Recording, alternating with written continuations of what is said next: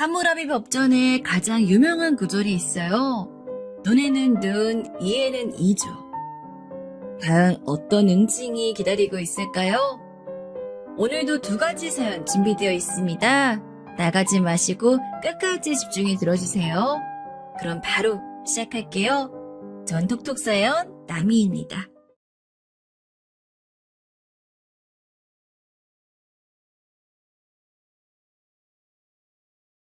안녕하세요. 전 과거를 뒤로한 채 열심히 앞을 보며 살아가고 있는 여자입니다. 여러분은 학창시절에 어떤 기억이나 추억을 갖고 계세요? 전 중학교 때 억울하게 왕따를 당했어요. 질 나쁜 애들이 저를 거짓으로 모함하면서 저에 대한 어처구니 없는 소문들을 만들어냈었거든요. 지금 생각해보면 황당하게 짝이 없는 내용들이었지만 시대가 나름 옛날이었다는 점과 사춘기 학생들의 사고방식이 무모하다는 점을 보자면 충분히 다들 선동당할 수 있었던 듯 싶네요. 단순히 제가 마음에 안 들었던 못된 애들에 의해서 제 중학교 시절은 완전히 악몽으로 물들었었죠. 그러다가 중학교를 졸업하기 전에 결국 크게 사달이 났었고요. 학교에서 큰 영향력을 행사하던 무리가 있었는데 어느 날 저를 따로 불러냈었어요. 야, 박채원. 너 고등학교는 딴 지역으로 갈 거라면서? 너희가 내가 그러던데? 아무도 널 모르는 곳으로 가서 착하고 순진한 척하면서 거기 애들 다 속이려 그러는 거지? 너 진짜 치밀하고 계획적이다. 너같이 음흉한 년은 지금이라도 우리가 밟아줘야 돼. 그래야 코가 납작해지지. 대체 내가 뭘 잘못했다고 이러는 거야? 더 뒷말이 나올까봐 내가 그간 가만히 있었던 것뿐이지 내가 진짜로 잘못을 저질렀기 때문에 여태 아무 소리 안 했던 게 아니야. 내가 뭘 잘못했는지 나를 그렇게 싫어하는 너희들이 한번 말해봐. 너희들이 알고 있는 거 전부 오해이고 가짜이니까 내가 듣고서 다 정정해줄게. 하! 눈 하나 깜짝 안 하고 연기하는 것 좀 봐. 역시 친구들 물건 도둑질하고 그것도 모자라서 친구 애인까지 도둑질해서 가로채는 나쁜 년은 달라도 뭐가 다르네? 야, 얘들아. 우리라도 제대로 밟아주자. 그중에서 대장격이었던 장미이란 애가 주도를 하자 다른 애들이 금세 따랐죠. 전 제대로 된 변명 한번 할 기회를 끝내 얻지 못한 채 억울하게 얻어맞았습니다. 무서운 게 없는 사춘기 나이 그 애들은 무자비했어요. 게다가 혼자가 아니라 여럿이 함께 그러니까 군중 심리라는 게 발동했었나 봅니다. 저를 과도하게 많이 때렸던 거예요. 그건 더 이상 거짓된 소문처럼 뒤에서 음침하게 일을 벌이고 다니는 저라는 아이를 단순히 코 납작하게 눌러주려는 정도가 아니었습니다. 정도를 지나친 행위였죠. 맨 처음에 저에 대해 나쁜 소문을 내기 시작했다가 그게 불어나니까 점점 재미를 붙여 일을 키워갔던 주동자들도 제가 맡던 현장에 왔었고 말리기는커녕 합세해서 절 때렸어요. 그리고는 기절한 저를 버리고 갔습니다. 초겨울 날씨에 방치된 저는 다음날 새벽이 되어서야 자력으로 절뚝거리며 그곳을 벗어나다가 쓰러졌는데 그때 길을 지나던 어르신들께서 저를 발견해 주셔 병원으로 이송될 수 있었습니다. 제 몰골이 엄청나게 엉망이었고 코피 때문에 얼굴이며 옷은 다 피투성이어서 무조건 구급차부터 불렀다고 하시더라고요. 공교롭게도 그 어르신들께서는 동네에서 소위 짬이란 것을 많이 드신 분이었고 동사무소와 파출소 같은 공공기관에 제 이야기가 단 하루 사이에 쫙 퍼지게 되었습니다. 지역 신문 기자들이 건수를 잡았다 싶어서 제가 겪은 사건에 달라붙었고 그러면서 완전히 일이 커져버렸어요. 학교는 당연히 발칵 뒤집어졌죠. 취직까지 오고 일이 커지는 바람에 분노한 교장 선생님께서는 아끼시던 교장실에 오랜 터줏대감 화분 하나를 그날 깨드셨고요. 그간 제가 왕따를 당하든 말든 본체만체하며 방관했던 선생님들은 그제서야 부랴부랴 상황 파악에 들어가셨습니다. 그때 제가 당한 기가 막힌 억울함이 드러났던 거예요. 제가 왜 그런 심한 짓을 당했는지 그 원인을 파고 들어가다 보면 필연적으로 저에 대해 친구들 사이에서 오래 떠들어왔던 소문을 만날 수밖에 없었죠. 그리고 그 소문의 맨 처음 근원지를 따라가 봤더니 근거 없음이었던 것입니다. 애초에 그냥 제가 마음에 안 들어서 그리고 나쁜 소문을 내는 게 재미있어서 점점 더 제가 왕따 당하고 고립당하는 모습에 희열을 느껴서 단순히 그런 이유로 저를 매도했던 애들이었으니까요. 제 중학교 생활을 그딴 이유로 짓밟아버린 못된 애들의 만행이 드러나자 저에 대해 무관심했던 선생님들조차 모두 경악하셨습니다. 아니, 대체 무슨 애들이 이렇게 신보가 악랄하고 잔인해? 당사자가 아니라고 하는데도 그것마저 가식이고 연기라며 계속 몰아갔다니. 그리고 그런 거짓 소문에 휩쓸려서 애를 그 지경으로 때린 정신나간 것들은 대체 뭐야? 선생님들이 즐겁하셨고 그 애들은 전부 가해자가 되었습니다. 그 가해자들이 왜 저에게 그토록 뻔뻔하고 오만하게 굴었는지 전 그들의 부모들을 마주한 순간 이유를 알겠더군요. 아무도 저에게 미안하다는 사과를 하지 않았거든요. 심지어 학교 측에도 무리를 일으켜 미안하다는 사과를 하지 않았고 그저 가해자들의 부모들이 궁금했던 건 무마하는 방법뿐이었습니다.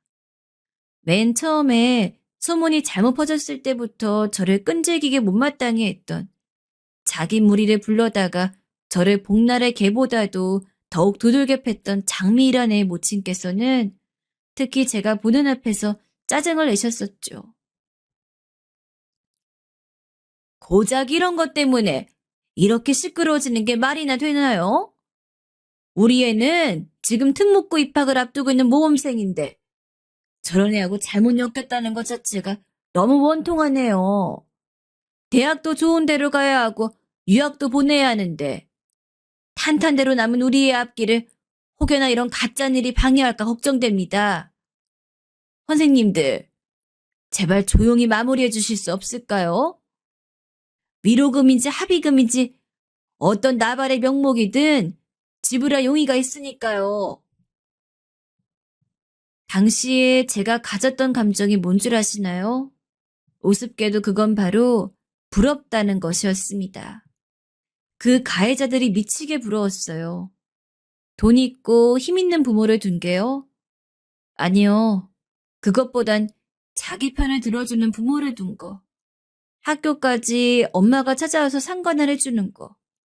바로 이런 게 부러웠습니다.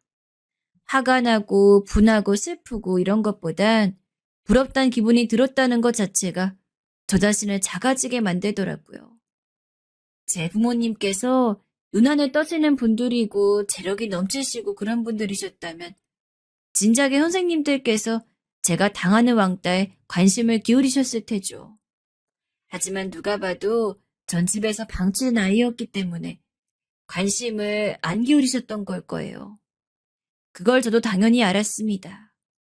그래서 누구 하나 학교에서 절 도와주지 않을 거라는 생각으로 묵묵하게 감내해왔던 것이고요. 하지만 상황이 극한까지 치달아서 여기까지 오자 허무하더라고요. 어쨌거나 저는 끝까지 초라한 아이였고 가해자들은 위풍당당했으니까요. 모든 것을 덮는 값으로 저에게 주어졌던 건 1,000만 원이었습니다. 가해자들 부모가 각자 얼마씩 댔었는지 그런 건 모르겠고 아무튼 저에게 주어진 현금이 1,000만 원이었네요. 힘이 없던 저는 그것을 받을 수밖에 없었죠. 아무도 저에게 끝내 사과하지 않았어요. 잘못된 소문만 믿고서 저를 욕해댔던 학교의 다른 모든 아이들도 마찬가지였고요. 이를 덮기로 했던 결론이 내려지자 저에게 미안해할 필요가 전혀 없다고 다들 생각한 모양이었습니다. 저희 집 형편이 가해자들만큼 좋지 않았다는 건 이야기에서 짐작하시겠죠. 하지만 정말 근본적인 문제는 돈보다도 다른 것에 있었네요. 자라나는 여자아이한테 가장 중요한 유대관계는 아마 엄마일 거예요. 엄마와 딸만큼 유대 깊은 관계는 없다고 분명 그렇게 듣고 배웠는데 저한테 해당 사항이 없더라고요. 제가 초등학교에 들어가기 이전까진 엄마가 나름 다정다감한 모습도 있었던 것 같다고 생각합니다. 어린 저를 꾸미고 입히고 이렇게 하시는 것에 재미를 한참 붙이셨었어요. 하지만 제가 초등학교에 입학한 이후론 시큰둥해 하셨어요. 제가 더 이상 마냥 사리분별도 못하고 의사소통도 원활하지 않는 어린아이가 아니란 것에 흥미를 잃어버리신 걸지도 모르죠. 당신께서 고민을 실컷 늘어놓고 짜증을 내고 신경질을 내고 화풀이 해도 되는 대상으로 제가 자라났다고 판단을 했던 걸 수도 있고요. 그래서 저에게 엄마는 제가 학교를 다니게 된 이후로 늘 피곤하고 눈치를 봐야 하는 분이셨습니다. 채원아, 너 옆집 사는 수민이하고 앞으로 놀지 마. 얼려 다니지 마. 왜요? 수민님 바로 옆에 사니까 만나기 좋은데요? 같이 놀면 재밌어요.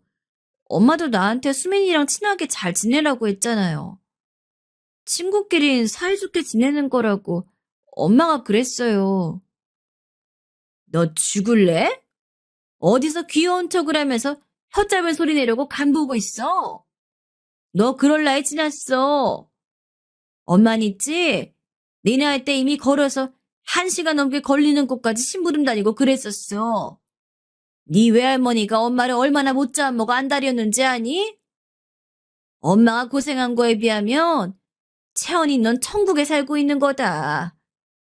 행복해서 미쳐야 정상인 거야. 아, 알았어요. 죄송해요. 귀여운 척 하려고 한 거 아닌데, 정말 아닌데. 앞으로는 안 그럴게요. 옆집 수민이 걔 엄마가 이상한 사람이야. 애한테 왜 자꾸 비싼 메이커 신발을 신기는 거야? 요일별로 돌아가면서 신기는 그 얄팍한 저애가 대체 뭐냔 말이야. 거기까지 하면 될 것이지. 나한테 뭐? 어제 뭐라 그러더라? 집에 들어오다 마주쳤을 때 채은 엄만 주로 시장에서 옷을 사시죠. 이런 지랄은 왜 떠는 거야? 이상한 여자 같으니 상종하지 말아야 돼. 그런 여자 딸도 어떻게 자라날지 뻔해. 그러니까 애저녁에 올리면 안 되는 거다.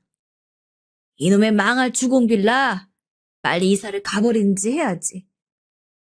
채원아, 너네 아빠는 왜 그렇게 월급이 안 오른다니? 그거 혹시 거짓말 아닐까? 우리한테 속이는 것 같지 않아? 이따가 밤에 네가 아빠한테 한번 물어봐. 애교도 피우면서 아빠 돈 얼마 왔냐고 물어보란 말이야. 저번에도 엄마가 물어보라고 시켜서 했었는데 아빠는 우리한테 거짓말 안 한다고 했어요. 아빠가 우리한테 왜 거짓말을 해요? 그러니까 물어봤자 소용없어요, 엄마. 박채원, 얘가 진짜? 너 엄마 말 안 들을래? 너네가 이렇게 벌써부터 속을 썩이면 뭐 어쩌자는 거야? 너 사춘기 되면 내가 그때는 복장 터고 죽을까봐 미리 겁이 난다. 얘를 어쩌면 좋아. 벌써부터 말 듣고 따박따박하는 꼬라지 좀 봐. 나는 너 그렇게 안 가르쳤는데 너 누구 닮아서 이러니? 엄마는 안 닮았으니까 아빠 닮아 이러는 거지? 채원아, 난 네 나이보다 어렸을 때 네 외할아버지한테 말대꾸하면 잘못했다. 어떻게 됐었던 줄 아니? 귀싸대기 맞아서 방 가운데서 방문까지 날아갔어. 맞은 뺨보다 날아가서 방문에 처박혔던 게 얼마나 아프던지. 나는 그러고 살았다. 근데 넌 뭐야? 네가 얼마나 화목한 가정 안에서 행복하게 살고 있는데 그걸 감사해야 할 줄 모르면 엄마가 앞으로 어떻게 너를 키워야 할까? 어? 죄송해요. 제가 잘못했어요. 다시는 함부로 말대꾸하지 않을게요. 저는 되로 주고 말로 받는다는 표현을 학교에서 처음 배웠을 때 칠판에 분필로 적힌 그 문장 위로 엄마를 떠올렸었습니다. 제가 한마디를 대꾸하면 엄마는 10마디 이상으로 반드시 되갚아 주시는 분이었으니까요. 학교에서 만나는 친구들은 전부 자기 엄마 이야기를 자주 하던데 엄마와 딸은 바늘과 실 같은 사이라고 하던데 전 전혀 공감이 안 됐었죠. 엄마와 함께 있는 것이 마음 편한 적 없었고 대화를 하는 게 전혀 즐겁지가 않았습니다. 엄마의 심기를 거스를까 봐 걱정이 되었고 늘 긴장 상태에 있었죠. 제 친정엄마 되시는 분께선 당신의 인생을 무척 불쌍하게 여기시는 분이었어요. 세상에서 가장 가엾은 피해자가 본인이라고 생각하셨었죠. 그러면서 동시에 욕심이나 이상은 크게 갖고 계셨습니다. 언제라도 좋은 기회가 온다면 멋지게 날개를 펴실 수 있을 거라고 믿으셨죠. 하지만 그런 로또 같은 행운이 어디 모든 사람들에게 오나요? 절대 아니잖아요. 욕심에 비해서 현실이 안 따라주니까 엄만 세상을 향한 불만과 잘난 사람들을 향한 열등감을 점점 키워가셨던 것 같아요. 멋지게 살고 싶다면 그만한 노력이라도 하셨으면 좋았을 텐데 소위 힘든 일은 하기 싫다고 하시면서 이따금 아르바이트 정도만 하시는 게 전부였습니다. 나머지 시간들은 전부 가정주부로만 지내셨어요. 성격이 워낙 둥글지 못하시다 보니 사회성도 별로였고 주변에 가까운 지인들도 거의 없었고요. 제 친정아빠는 총각 시절부터 다니셨던 직장에서 갑작스런 내부 사정으로 해고를 당하셨던 게 제가 초등학교를 들어가기 직전이었는데요. 그 이후로는 오랜 지인분께서 차린 공장 일을 도우며 그렇게 돈을 버셨습니다. 공장의 사정이 좋을 때면 잘 벌렸고 그렇지 않을 때면 많이 힘들었죠. 들쑥날쑥했던 걸로 알아요. 전 엄마의 기분을 통해서 아빠의 그달 수입을 예측할 수 있었습니다. 엄마는 아빠의 수입이 적은 달엔 당신의 처지가 너무 초라하고 비참하다 하시면서 아무도 안 만나셨어요. 얼마나 우는 소리 잘하셨던지 몰라요. 엄마의 신세한탄은 끝이 없었습니다. 전 그런 엄마 아래에서 점차 머리가 커질 때마다 심리적인 부담도 함께 커져갔어요. 엄마를 힘들게 만들면 큰일 난다는 강박이 쌓였죠. 그렇게 자란 제가 활발해 보았자 얼마나 활발했겠나요? 가뜩이나 사춘기가 시작되고 있었던 때라 중학교에 들어가자마자 겪은 억울한 모함과 왕따에 더욱 크게 마음의 상처를 받아 점점 안으로 숨어 들어갔던 거예요. 집에다간 차마 말도 못했습니다. 잘난 거 하나 없는 딸이라서 원체 죄스러운데 학교 문제랑 고충까지 안겨드린다면 엄마께 그건 정말 못할 불효를 저지르는 것만 같았거든요.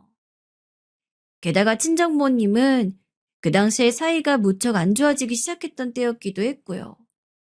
아빠는 당신 나름의 최선을 항상 다해오셨으나 엄마에게 맹목적인 비난과 힐난만 듣게 되시는 것이 반복되자 그 자존심에 큰 상처를 입으셨죠.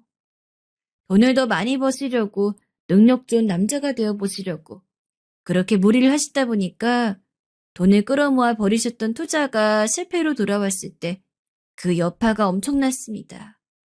잘해보려 그러셨던 것이지만 엄마는 또 결과 하나만 보고 아빠를 욕하셨죠.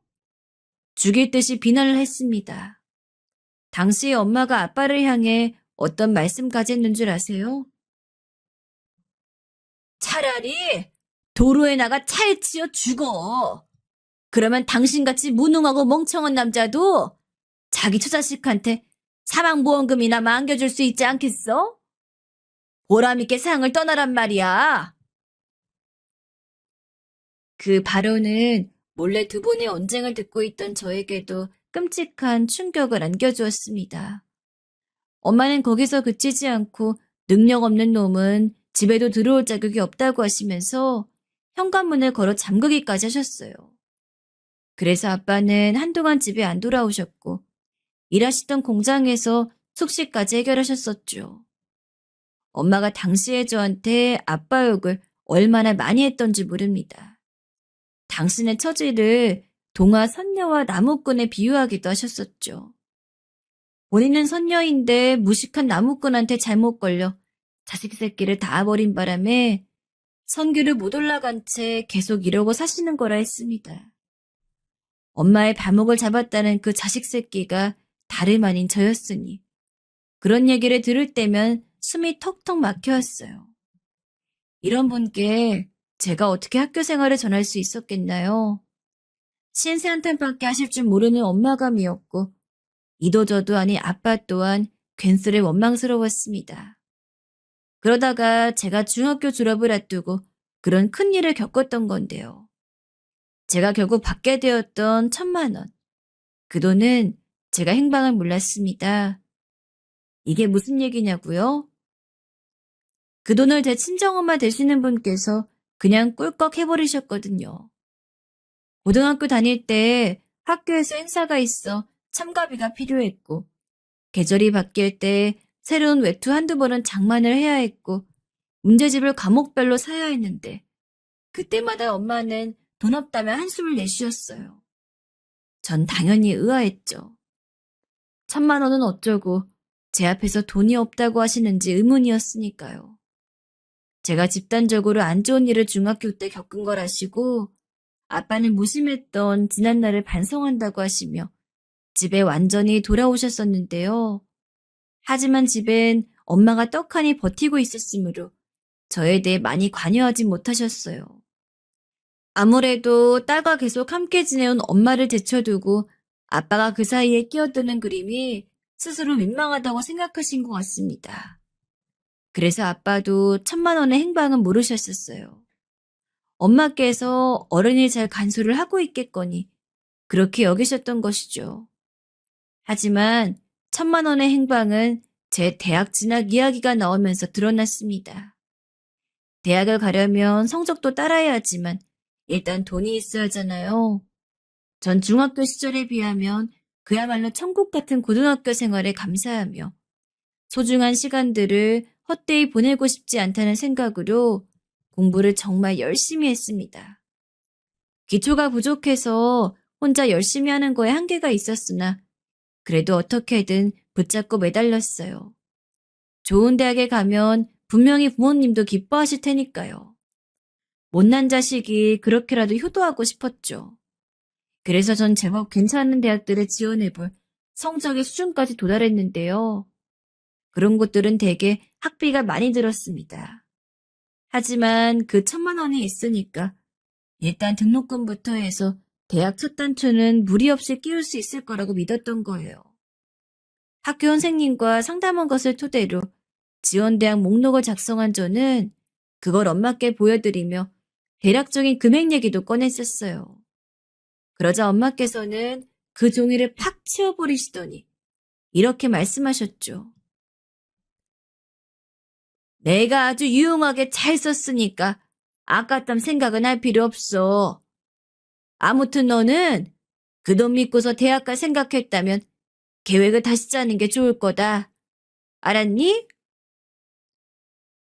어렸을 때부터 친정엄마의 그 어떤 고압적인 태도 앞에서도 말도 안 되는 억지스러운 잔소리 앞에서도 그리고 중학교 때 극심한 따돌림을 당하면서도 전 제 몸이 덜덜 떨릴 만큼 미치에 듯한 분노를 느껴본 적이 없었습니다.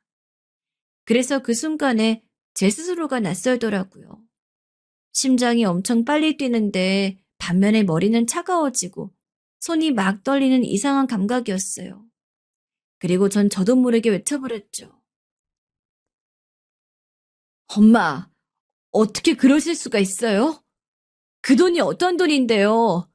시궁창으로 처박힌 제 3년의 대가가 바로 그 돈이에요. 그 돈, 그냥 1,000만 원 아니에요. 제가 죽을 만큼 힘들었던 거 견뎌내고 간신히 죽지 않고 버텨냈던 값이란 말이에요.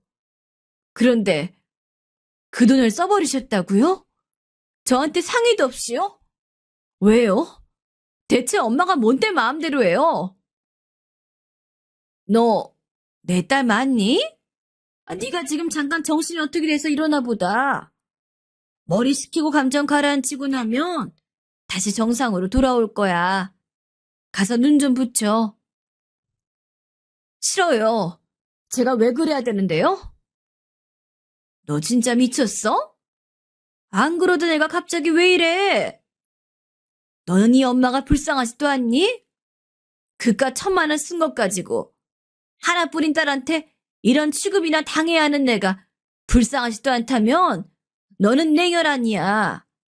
내가 얼마나 힘들게 살아왔는지 네가 잘 모르니까 지금 이럴 수 있는 거라고. 이 철없는 거사. 힘들게 사셨다고요? 네. 그래서요? 근데 뭐 어쩌라고요? 지겨워 죽겠어요. 엄마 때문에 제 인생도 내내 힘들었는데 이 정도면 엄마나 저나 비슷한 거 아닌가요? 엄마 혼자 불쌍한 사람인 척하는 거 제가 보기에는 정말 어이없어요. 내놔요 1,000만 원. 엄마가 진짜 제 친엄마가 맞다면 지금 1,000만 원을 내놓으셔야죠. 그 돈이 없다는 건 말이 안 되니까요. 너 누구야? 내 딸이 절대 이럴 리가 없는데? 너 혹시 악마니? 귀신이야? 아니면 사탄이야? 내 딸 얼굴 가지고 뒤집어 쓰고 웬 미친 괴물이 내 딸 행세를 하고 있구나. 너 이리 와. 내가 퇴치해 줄 테니까. 거친 숨을 몰아쉬던 엄마가 대뜸 제 머리채를 잡아 뜯으셨어요. 그리고 제 뺨을 때리셨고 쓰러진 저를 발로 걷어차셨죠. 그때 저는 놀랍게도 웃고 있었던 것 같아요. 그냥 입가에 웃음이 걸리더라고요. 왜 바보처럼 엄마의 말 한마디면 무서워서 벌벌 떨고 납작 엎드리고 매사에 눈치 보고 그렇게 살았던 것인지.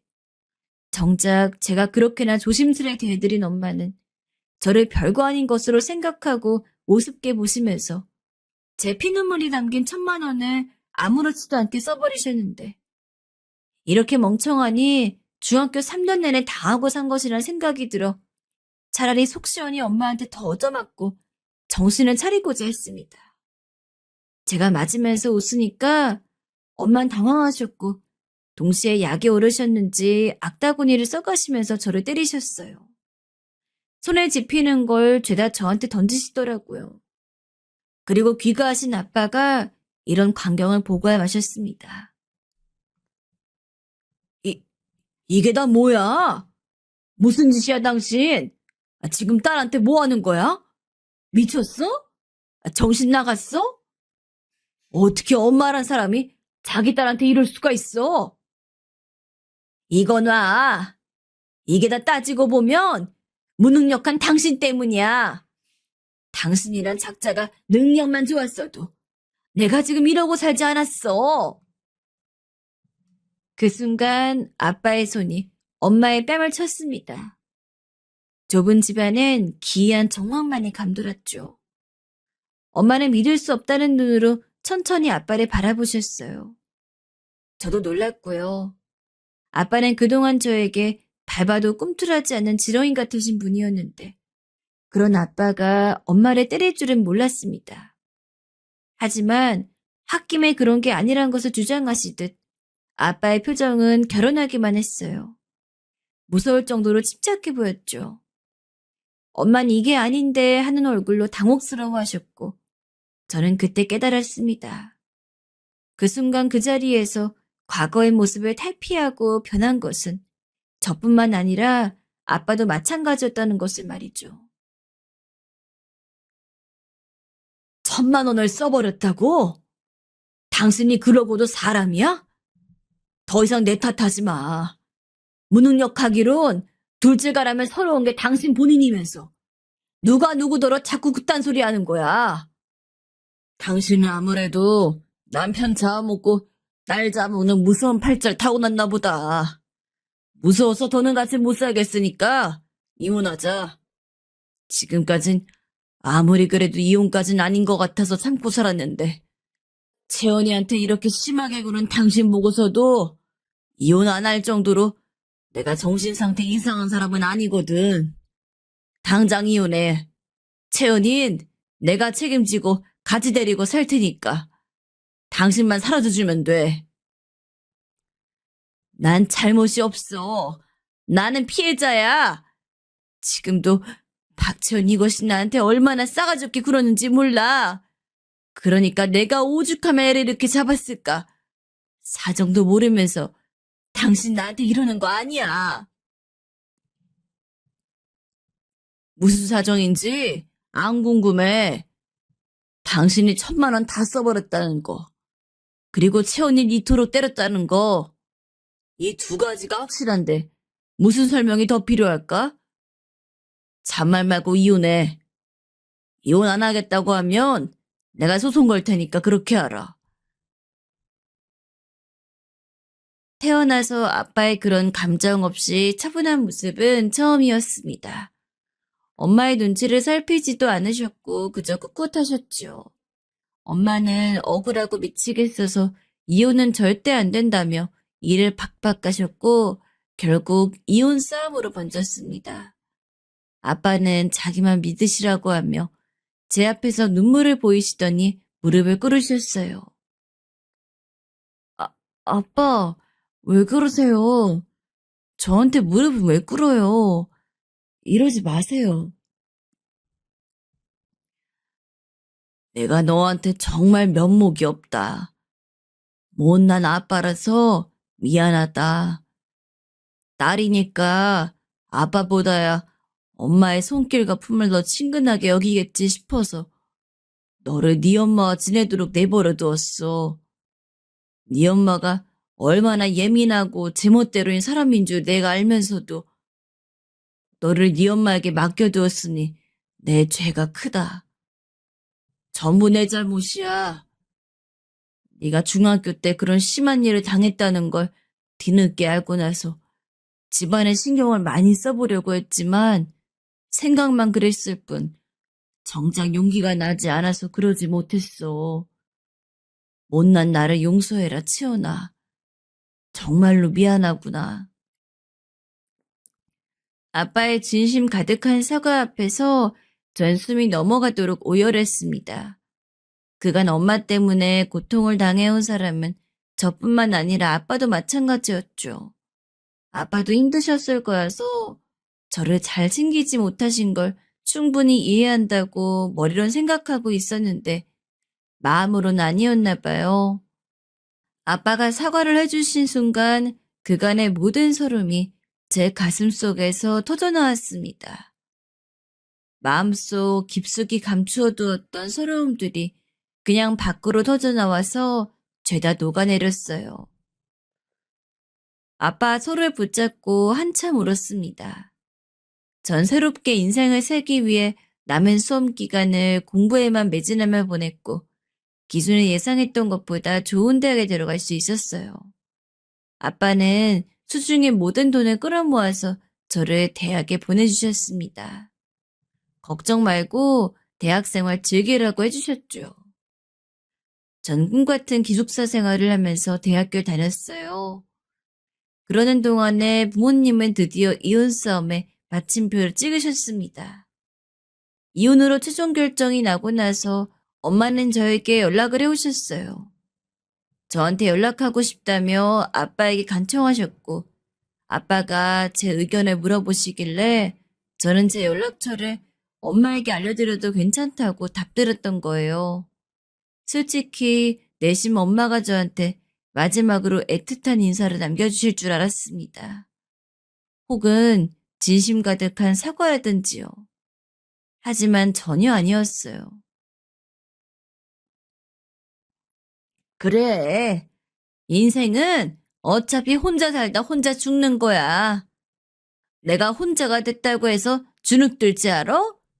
천만의 말씀, 전혀 아니야. 사람들이 나한테 남편 없다고, 자식 없다고 그렇게 무시하며 손가락질 된다고 해서 내가 하찮은 사람이 되는 거 아니거든. 보란 듯이 난 날아오를 거고, 만약에 실패해서 추락하거든, 내가 반드시 유서에다가 원흉으로 너하고 네 아빠 이름 적고 떠날게.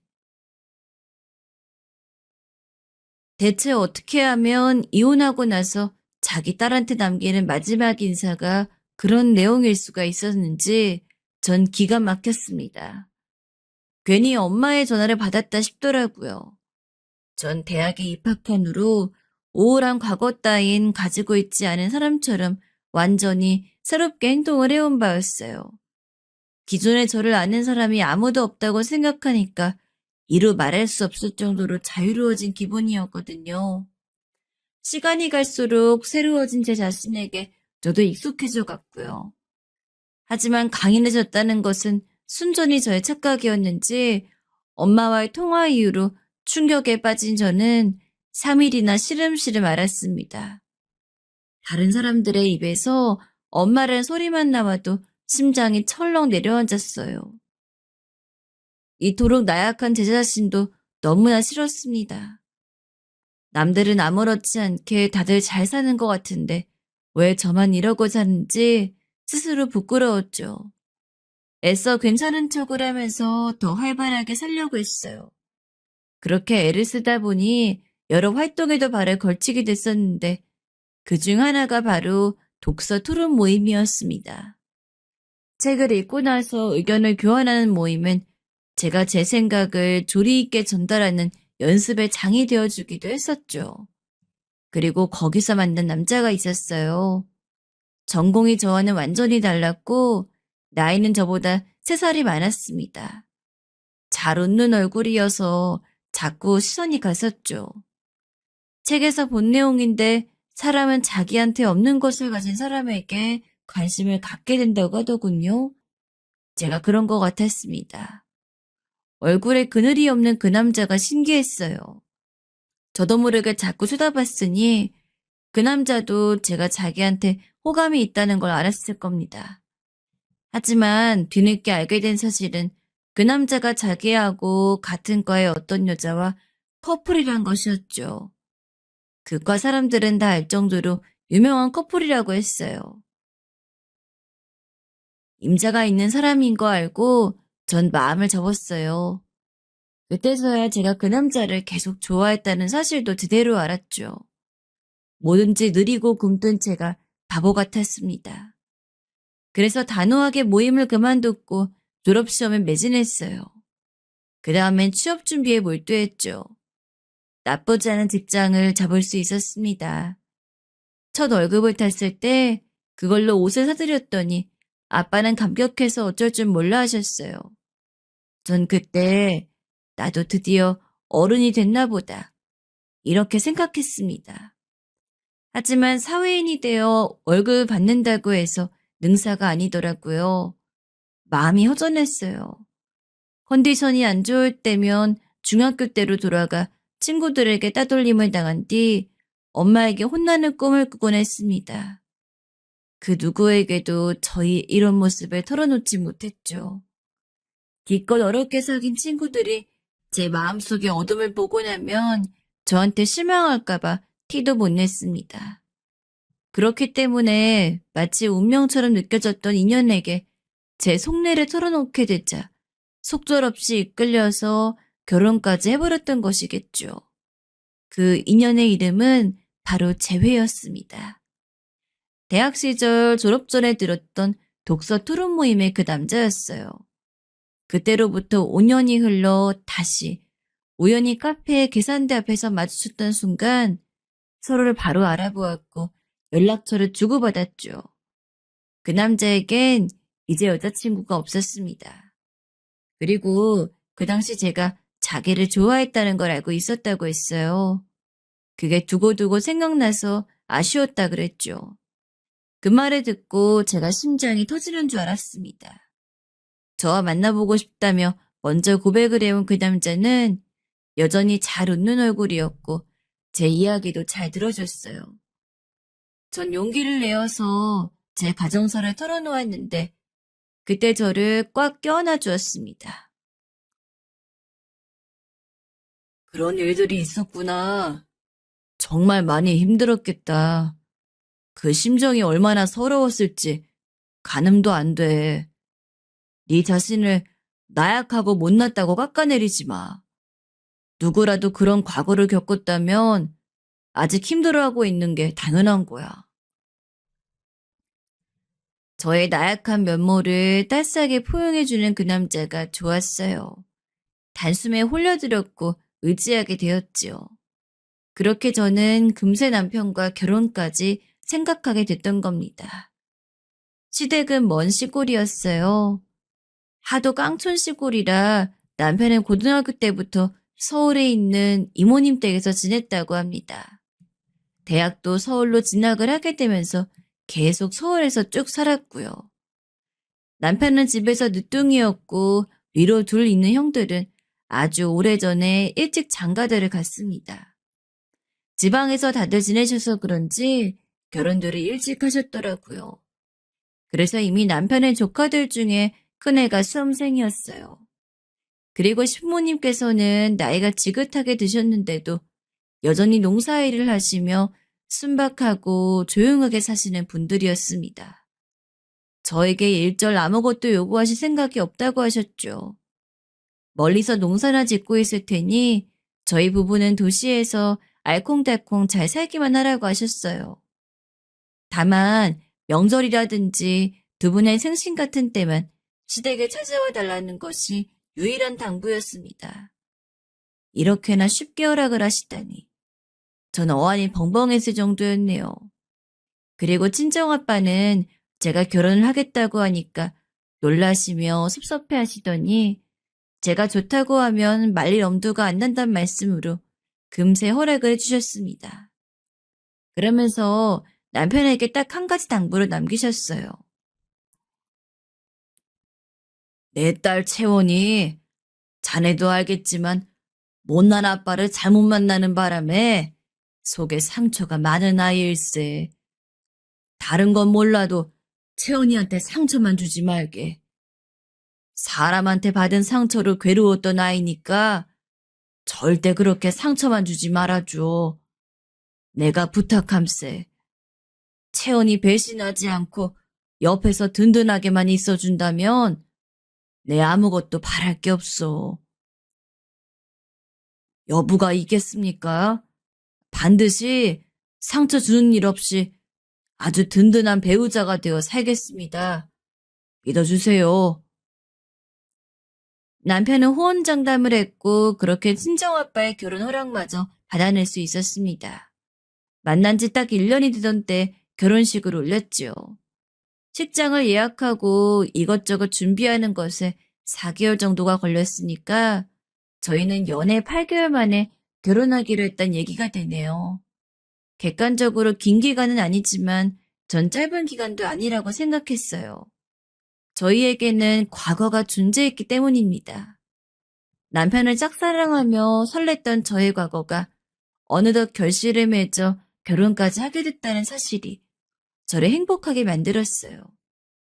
저는 결혼 생활에 실패한 가정을 지켜본 장본인이었으므로 반드시 남편과 행복하게 살아가고자 하는 의욕이 강했습니다. 남편을 위해 최고의 아내가 되려고 안 해봤던 게 없는 것 같네요. 새벽같이 일어나서 아침밥을 준비하며 남편의 간식 보따리 쌌고요. 그건 남편이 회사에 가서 동료들에게 늘 자랑하는 요소가 되었습니다. 동료들에게 수제 간식을 자랑할 때마다 어깨에 힘이 들어간다고 남편이 말할 때마다 저는 내일은 더 잘해야지 라고 다짐하며 알람을 더 일찍 맞췄었죠. 남편이 자기 집의 안부를 잘 안전하니까 제가 대신 열과성을 다했습니다. 잊지 않고 신부님께 안부 연락을 드렸어요. 퇴근하고 나면 숨이 차도록 집에 빨리 와서 일단 저녁밥부터 준비했습니다. 남편은 집밥 먹는 걸 되게 좋아했거든요. 그간 자취하면선 어떻게 살았는지 의문일 정도로 집에서 해먹는 밥을 좋아했습니다. 정작 본인이 할 줄 아는 건 계란 후라이와 라면밖에 없었지만요. 똑같이 직장 생활하다가 퇴근을 해도 한 사람만 밥을 차리고 설거지까지 했습니다. 남편이 피곤해 죽겠다며 어깨를 돌리는데 그 모습을 보고도 뒷정리를 제가 하겠다는 말이 안 나갈 사람이 저는 못 되었으니까요. 전 엄마란 존재 때문에 두고두고 진절머리 쳤던 사람이라 남편에게 잘하는 아내가 되고 싶었어요. 남편을 저희 아빠처럼 아내한테 괄시당하는 남자로 만들고 싶지 않았죠. 제 노력으로 단란한 가정을 꾸려갈 수 있다는 게 가슴 벅찼습니다. 힘들고 피곤해도 보람은 있었죠. 하지만 남편은 달랐나 보더라고요. 결혼하고 7개월을 넘어가던 무렵부터 매사에 시큰둥해졌습니다. 음식을 정성껏 차려도 언제부터인가 감탄사를 뱉지 않았고, 맛있냐고 물어봐도 라고 대답하는 게 다였고, 오늘 회사에서 어땠냐고 물어도 똑같이 하고 말았습니다. 남편이 저에게 식었다는 게 느껴졌지만 인정하고 싶지 않았어요. 제가 그토록 노력했는데도 결혼 생활이 내리막길을 걷는다는 게 너무 비참해서 믿어지지가 않았죠. 전 메말라갔습니다. 남편의 마음을 잡으려고 별짓을 다 해봤지만 모든 반응이 미적지근했어요. 결혼 1주년을 앞두고 남편이 그러더군요. 사랑 없는 결혼, 이거 못할 짓이다. 난 너를 사랑한 게 아니라 동정한 거였나 봐. 두 개는 다른 거잖아. 사랑 없이 너하고 계속 사는 건 나를 불행으로 내모는 길인 것 같아. 정말 미안하다. 우리 여기까지만 하자. 결혼이 장난이야? 어떻게 그런 말을 쉽게 뱉어? 난 인생을 걸었는데 오빠는 결혼을 우습게 생각했구나. 나를 어떻게 매도하든 상관없어. 근데 불행한 결혼 생활은 비극일 뿐이라는 거 너도 알잖아. 네가 가장 잘 알잖아. 그걸 그토록 잘하는 사람이 설마 내가 계속 불행한 걸 옆에서 지켜볼 생각은 아니지? 너 그렇게 잔인한 여자 아니잖아. 그러니까 이혼해주라. 허무했습니다. 결혼하기까지 설렜던 그 모든 과정이 제 안에서 물거품이 돼버렸죠. 남편은 비겁했어요. 차마 제가 무시할 수 없는 카드를 내밀었으니까요. 불행한 결혼 생활. 그것 때문에 피해를 본 자식이 바로 저였으니 도저히 남편의 그 말을 듣고 이혼을 안 해줄 수가 없었습니다. 이혼을 하게 됐다고 하자 친정아빠는 저에게 아무것도 묻지 않아 주셨어요. 제가 그저 초연하게 더는 사랑하지 않아서 결정한 일이라고 말씀드렸더니 모든 것을 이해하신다는 얼굴로 저를 토닥여 주셨습니다. 감사했죠. 전 아픈 마음을 문지르며 이혼 서류에 사인을 했고 신혼집에서 제 짐을 챙겼습니다.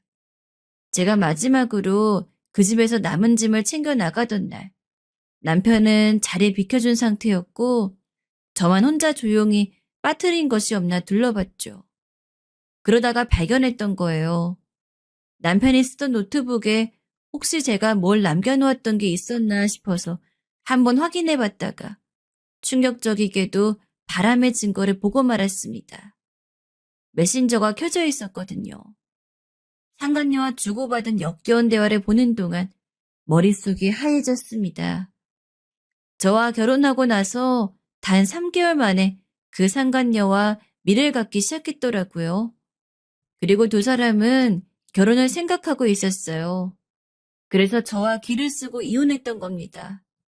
비겁하게 바람난 사실을 숨기고 저와 이혼한 남편이 괘씸했죠. 그런데 충격은 그게 끝이 아니었어요. 상간녀는 바로 남편이 대학 다닐 때 만났던 여자친구였습니다. 그 후로 헤어졌다가 남편이 결혼했다는 소식을 듣자 그 상간녀는 애 같아서 남편에게 다시 연락을 했고 남편은 그 장단에 어울려주다 상간녀에게 다시 진심이 돼서 저와 이혼까지 했던 겁니다. 거기에 숨겨진 추가적인 비밀을 알고 전 기절할 뻔했어요. 왜냐하면 서로 주고받은 사진이 있었는데 거기서 나온 상간녀의 얼굴이 익숙했기 때문입니다. 설마 장미? 중학교 때 나를 개패듯이 했던 바로 그 장미? 경악스러운 반전이었습니다. 저를 때렸던 가해자가 남편의 전 여자친구이자 상간녀였어요. 충격에 숨도 잘 쉬어지지 않아서 저는 간신히 그 대화방의 내용을 전부 파일로 옮겨 담은 뒤 집을 빠져나왔습니다. 그리고 한참을 진정한 끝에야 그 내용들을 다 읽어보면서 퍼즐을 끼워나갔죠. 장미인은 개명을 해서 장유빈으로 살고 있었습니다. 그리고 남편이 독서 토론 모임에 나가던 시절 남편은 장미희에게 모임에서 자기를 좋아하는 여자애가 있는 것 같다고 얘기했었고요.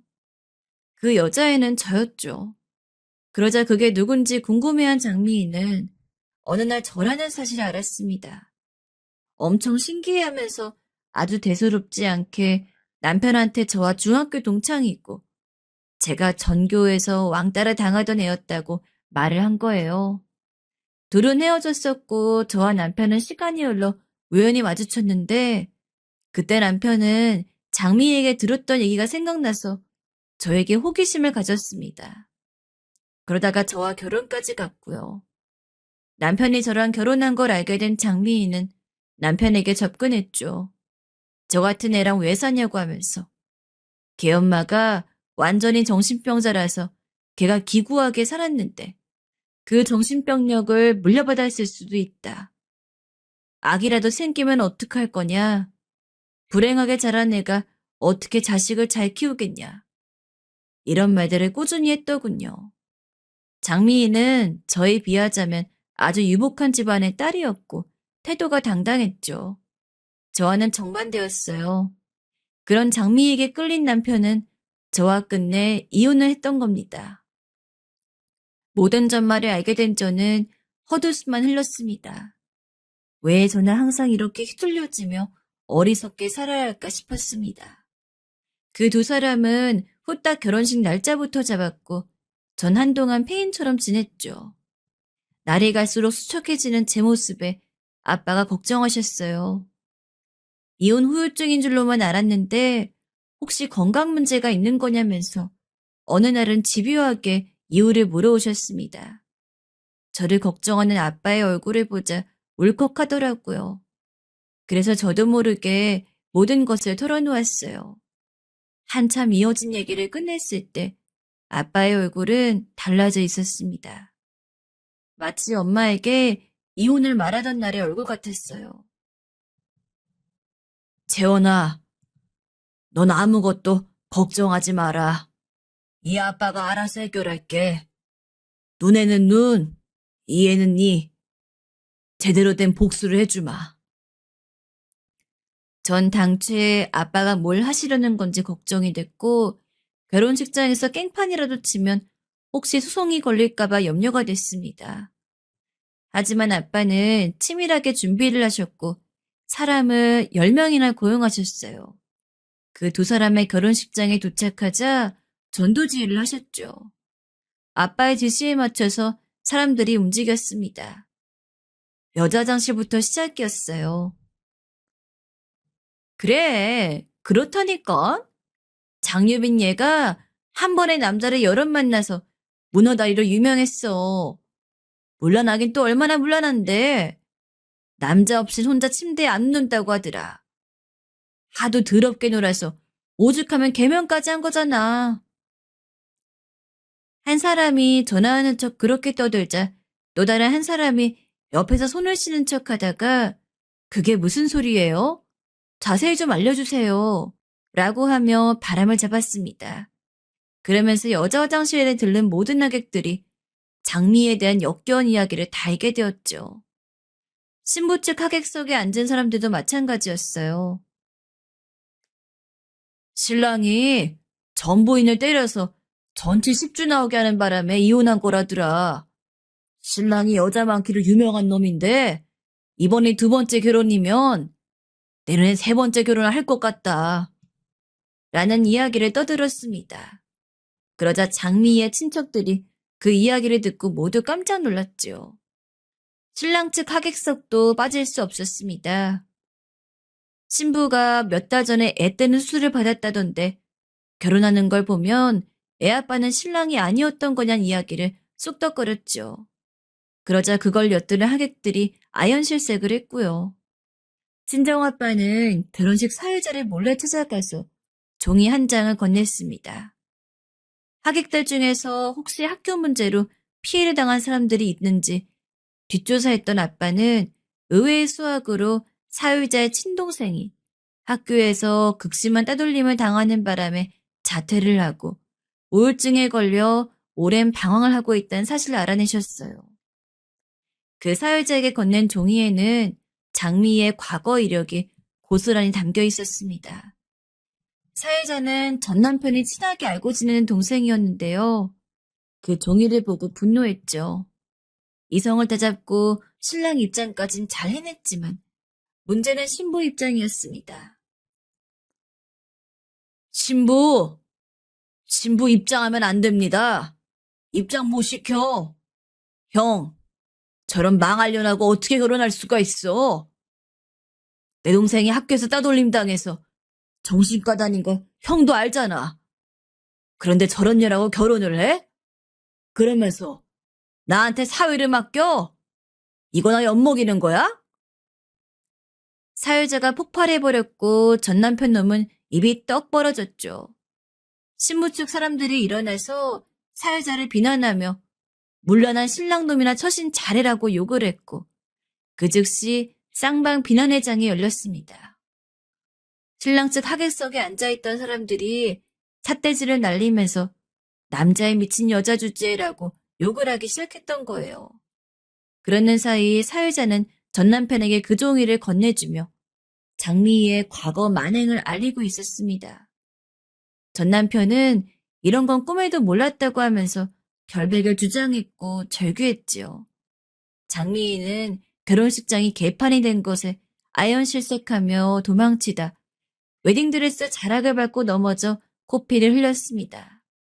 완벽한 결혼식 파토 현장의 마무리였죠.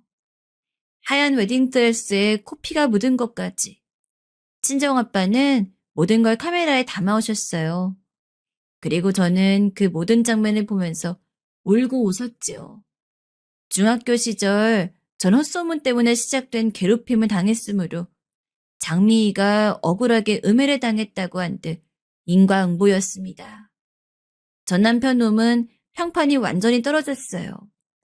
가족 지인들에게서 슬그머니 외면을 당했고 얼마 후엔 퇴사를 했더라고요. 속이 후련했습니다. 그리고 이젠 더 이상 다른 사람에게 재미를 맡기려 하지 말고 저 스스로 개척해 나가야 한다고 결심했어요. 저를 지켜봐 주시는 아빠를 위해서라도 멋지게 남은 인생을 살아보겠노라고 저 스스로에게 다짐했습니다. 그리고 지금까지도 그 다짐 무사히 지키면서 살고 있답니다.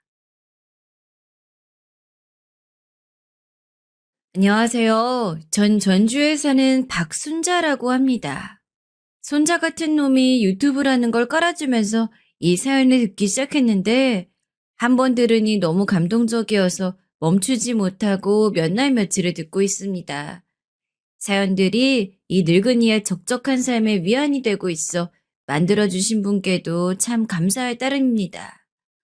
그런데 오늘은 저도 한번 제 얘기를 한번 해보려 합니다. 지루하시더라도 제 소박한 인생이 담긴 이야기니 끝까지 들어주시면 감사하겠습니다. 전 20년 전 허름한 단칸방에 살고 있었습니다. 여름이면 덥고 겨울이면 추워 아무리 이불을 꽁꽁 싸매도 이가 덜덜 떨릴 정도로 추운 곳이었죠. 하지만 유일한 수입원은 폐지와 국가에서 주는 보조금뿐이라 달리 갈 곳이 없었어요.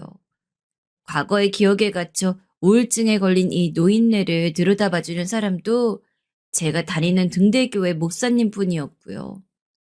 그러던 어느 날 제 옆방으로 젊은 부부와 초등학생쯤으로 되어 보이는 아이 한 명이 이사를 왔습니다. 그 가족은 이삿짐이라고 하기에도 조촐한 짐을 들고 왔었는데 기억에 남는 건 사람의 인상이었어요. 남자는 험한 일을 하는 사람처럼 우락부락하게 생겼고 팔에 이상한 그림들이 있었습니다. 여자는 초췌하고 힘이 없어 바람 불면 날아갈 것 같은 사람 같았고요. 조금이라도 생기가 있는 건 현우란 이름의 아이뿐이었죠. 그러던 어느 날 밤 갑자기 비명소리가 들렸어요. 젊은 여자의 비명소리였습니다. 연달아 들리는 그 비명소리에 전 너무 놀라 잠에서 깨어 급하게 방불을 켰습니다. 소리는 옆집에서 들리고 있었어요. 듣자 하니 무언가 깨지는 소리와 부부가 싸우는 소리가 들리더군요. 순간 저는 이걸 112에 신고 전화를 해야겠다는 생각도 하기 전 옆집으로 가려고 이부자리에서 허리를 펴었습니다. 그런데 가려던 찰나 갑자기 옆집 남자가 문을 쾅 닫고 나가는 소리가 들렸어요. 전 밖으로 나가 조심스레 옆방의 문을 똑똑 두드렸습니다. 하지만 방 안에선 아무런 소리도 들리지 않았고 문도 열려 있겠다 걱정되는 마음에 문고리를 살며시 돌려보았습니다. 방문을 열고 나니 상황은 제가 생각했던 것보다 심각했습니다. 아이 엄만 아이를 안고 바닥에 주저앉아 흐느끼고 있었고 아이 역시 우는 엄마를 따라 함께 울고 있었습니다. 전 애써 놀란 가슴을 진정시키고 서둘러 방 안으로 들어갔지요. 그리고 모자가 진정될 때까지 옆에 있어주다 옆집의 사정을 듣게 되었어요. 알고 보니 현우 엄마는 식당에서 일을 해서 현우를 먹여 살리고 있는 형편이었는데 현우 아빠는 일은 안 하고 돈 떨어질 때만 집에 들어와선 식당 일 하는 현우 엄마에게 돈을 뜯어가는 놈이었어요. 그러다 돈이 없다고 안 주면 그렇게 때리면 못 살게 구는 거였죠. 정말 악질 중에 악질, 상놈 중에 상놈이었습니다. 계속 당하고만 산 거예요? 내가 묻자 현우 엄마 힘없이 고개를 끄덕였습니다. 그런데 그런 현우 엄마를 보는데 순간 제 가슴 한쪽이 아려오면서 가슴이 쥐어 짜지는 것 같은 통증이 느껴졌어요. 그러면서 잊고 싶었던 기억 하나가 수면 위로 떠오르는 게 느껴졌어요. 전 아이 엄마 치료를 다 마치고 황급히 집으로 들어왔지만 어둠 속에선 그 기억과 또 마주해야 했습니다. 애를 포대기에 업고 술집에서 부엌 일을 했을 시절. 집에 오면 노름에 빠진 남편이 술 냄새 풍기며 절 물건처럼 대했던 기억을, 저를 이날 이때껏 단칸방에서 노년을 보낼 때까지 괴롭히던 그 기억들을요. 그때의 상처들은 온몸에 지도를 그릴 만큼 많았지만 어디다가 신고도 하지 못하고 그렇게 그냥 참고 산 게 서러워서 그런지 상처들은 어느새 마음의 병으로 자리해버리고 있었죠. 누구보다 이 고통을 알았던지라 이날을 계기로 전 현우와 현우 엄마를 불러서 밥도 먹이고 이런저런 이야기를 하기 시작했어요. 남편에게 나도 당하고 살았으니 그 심정 잘 안다고요. 도움 줄 수 있는 게 있다면 주겠다고요. 아이 엄만 괜찮다며 거절했지만 전 가만히 있지 못했습니다. 가만 보니 아이 엄마가 밤에 식당 일을 나갈 때 애가 혼자 있더라고요.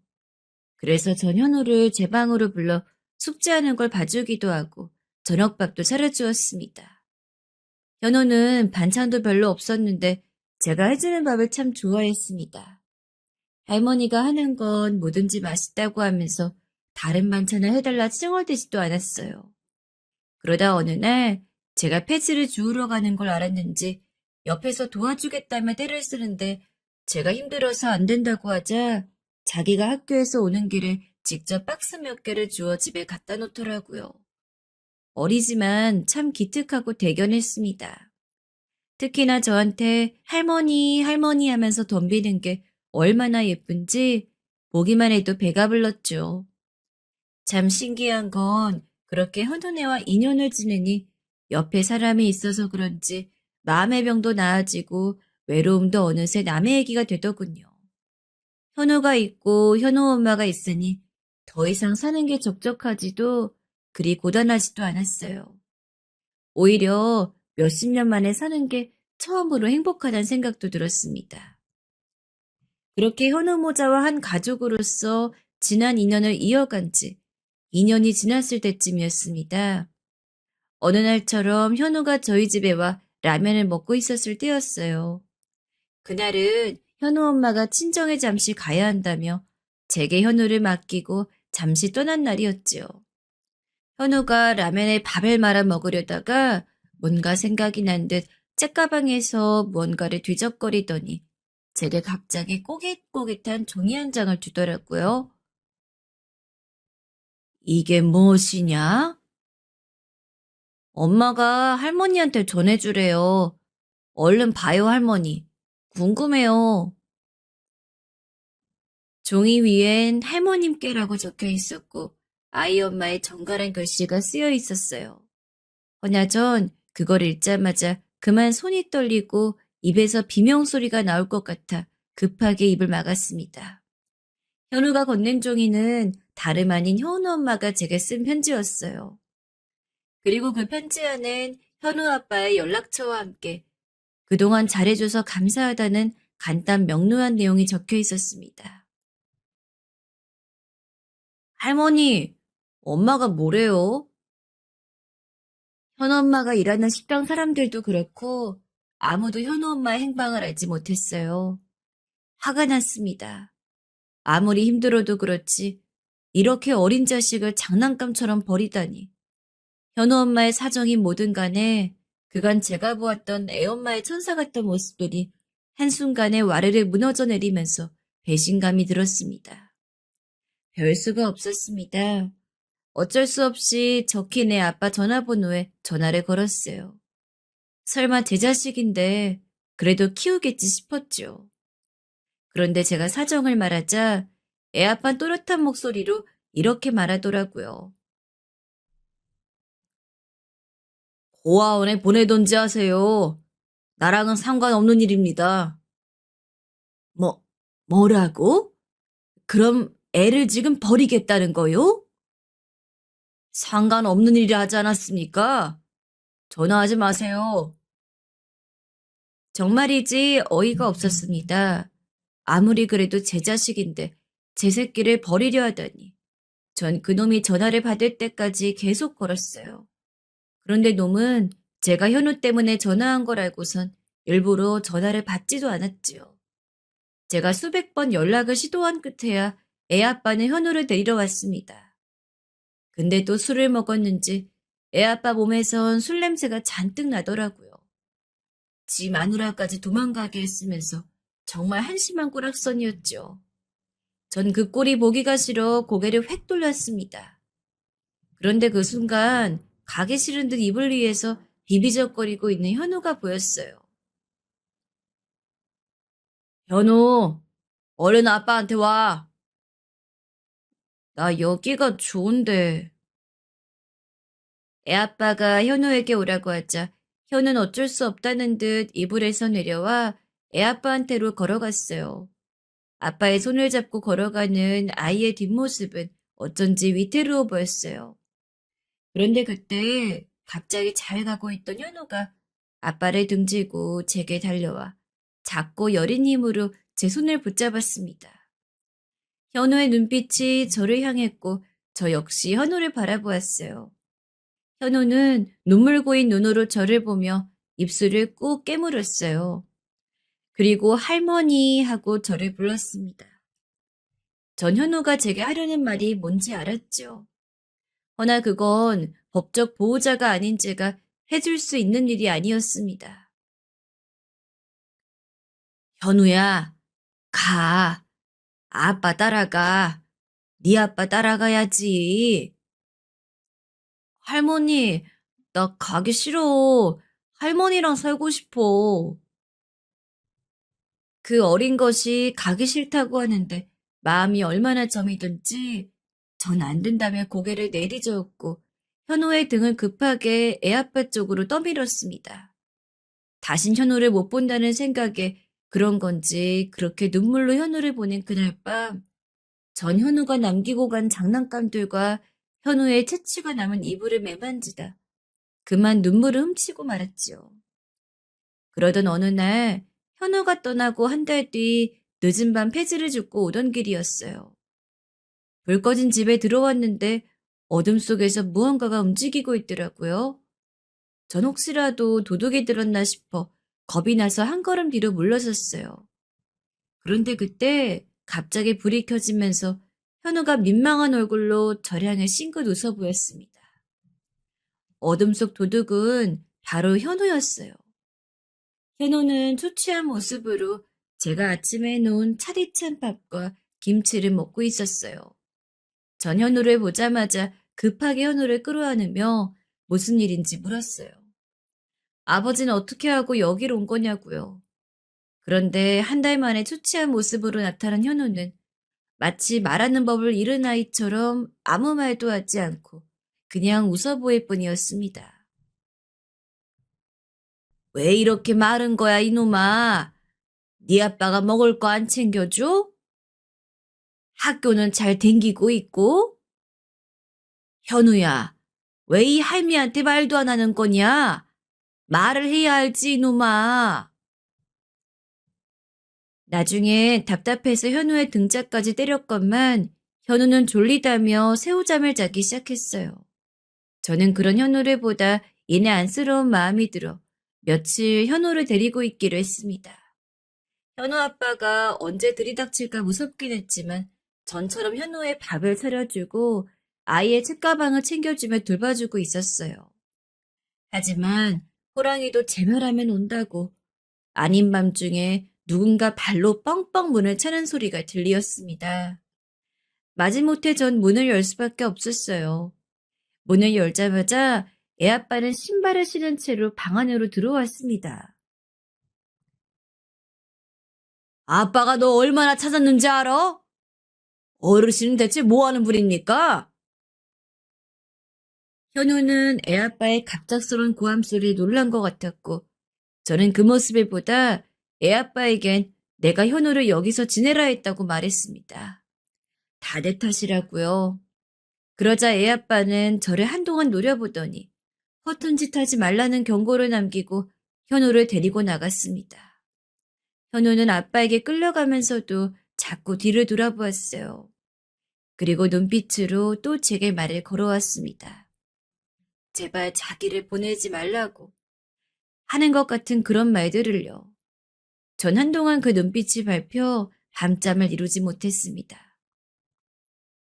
허나 다행인지 불행인지 현우는 그 뒤에도 계속 저희 집을 찾아왔습니다. 제가 현우에게 네 아빠가 오면 어쩌냐 해도 현우는 말없이 밥을 먹거나 아니면 뒤중은 듯 잠에 들었어요. 현우가 새우등처럼 등을 꼬부리고 잠을 자는 모습은 한 번도 제대로 자본 적이 없는 아이 같았어요. 현우는 자면서도 엄마가 그리운지 엄마란 말을 힘겹게 내뱉었습니다. 저는 그런 현우의 이 말을 가만가만 쓸어주며 그저 아이가 잘 자길 좋은 꿈만 꾸길 바랬어요. 그리고 마음속으론 아이 엄마가 마음을 고쳐먹고 현우를 데리러 오길 바랬습니다. 그런 일이 일어나지 않을 거라면서도요. 그리고 그날 언제나처럼 현우를 찾으러 현우 아빠가 또 찾아왔어요. 현우 아빠는 더 이상 화내기도 지겹다는 듯 현우를 먼저 차에 들여보내더니 이젠 가짜는 위협을 해왔습니다. 뭔 꿍꿍이인 줄 모르겠지만 애 걷어주고 재워주지 말라고 했잖아요. 현우 보호자는 납니다. 어르신 마음 허하고 외로운 거 알겠는데 그렇다고 애 버릇 나빠지게 자꾸 이러시면 어쩝니까? 어르신이 얘를 키우기라도 할 거예요?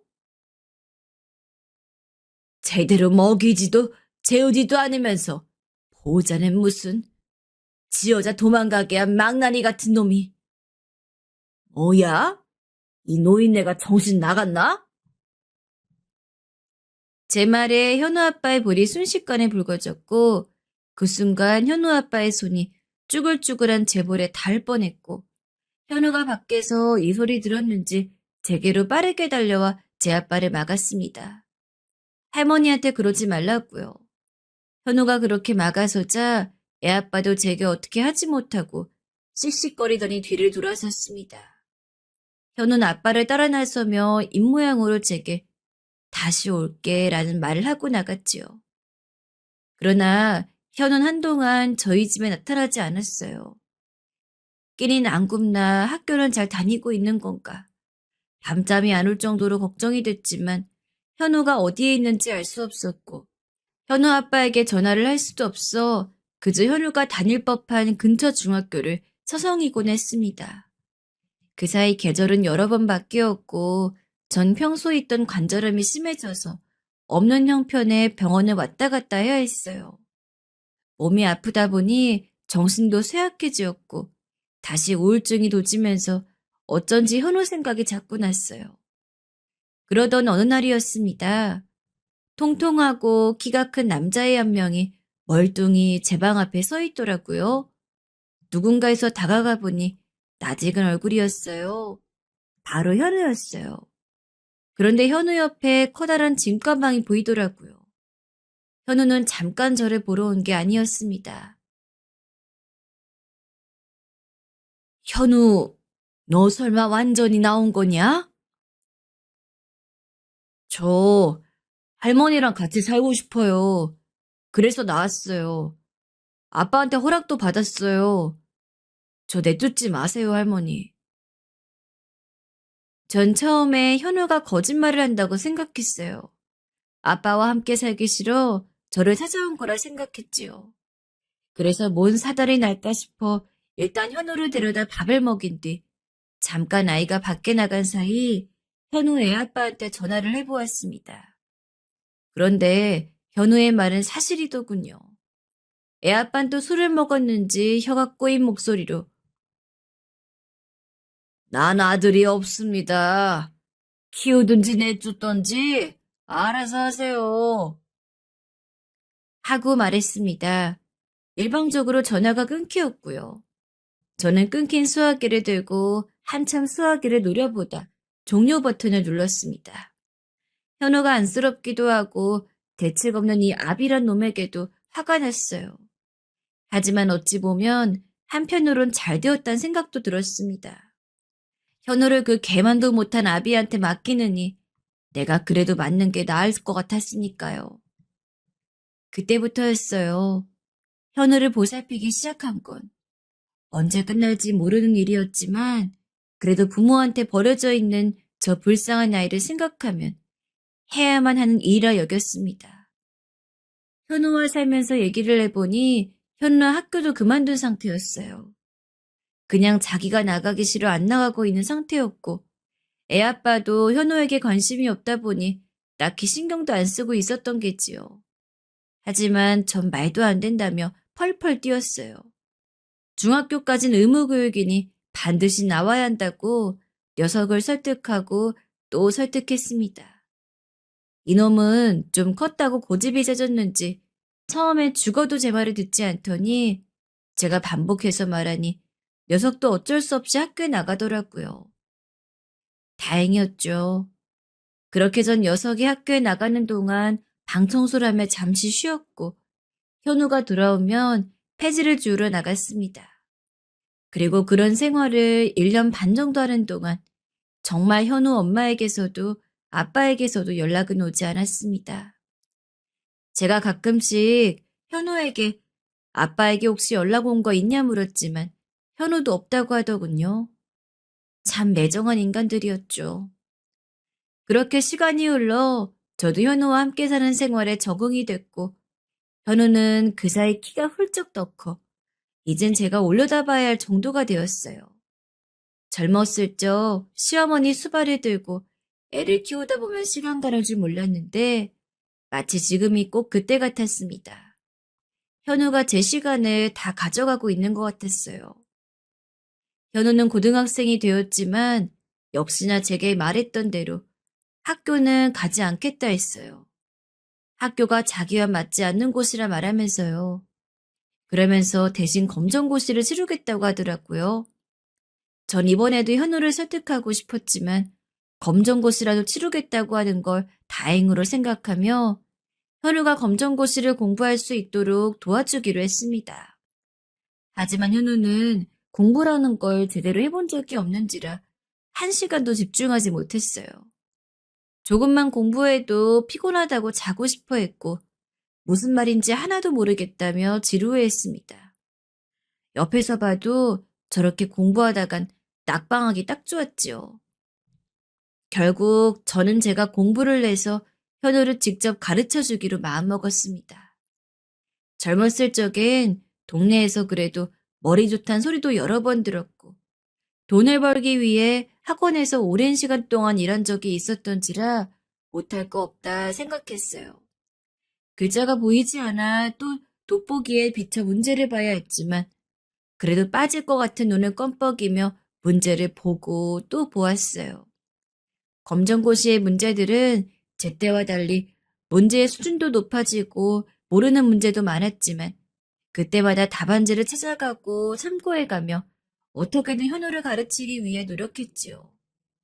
다 늙어 이게 뭔 짓인가 싶었지만 그래도 현우를 위해서니까 참고 견뎠습니다. 공부하는 것만큼 현우를 가르치는 건 보통 일이 아니었어요. 공부를 하지 않은 날엔 밥도 주지 않겠단 말로 위협하기도 했고 어느 날은 공부만 다 마치면 할미가 아이스크림을 사주겠다며 어린애 달래듯 달래기도 해야 했지요. 기초가 없던 현우는 제 노력에도 공부 자체를 힘들어하고 버거워했습니다. 또 현우가 공부를 시작하자 저희는 같이 산 이래로 가장 많이 다투었습니다. 현우는 공부하기 싫은데 왜 시키냐? 저는 누가 나 좋으라 공부하냐, 너 좋으라 시키는 거지. 하는 도돌이표 같은 말들로요. 그러다 보니 가시 섞인 말들이 왔다 갔다 하기도 했어요.